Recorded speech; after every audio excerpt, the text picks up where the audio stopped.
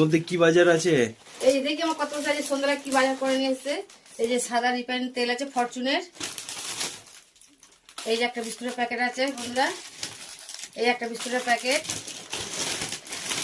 ম্যাগির প্যাকেট, এই একটা বিস্কুটের প্যাকেট, এই দুটো বিস্কুট, গুড্ডে বিস্কুট, মুগ ডাল, এই একটা সাদা রিফাইন তেল, এই যে সাবান, মুগ ডালের বড়ি, শুকনো লঙ্কা, এটা কাশ্মীরি লঙ্কা গুঁড়ো,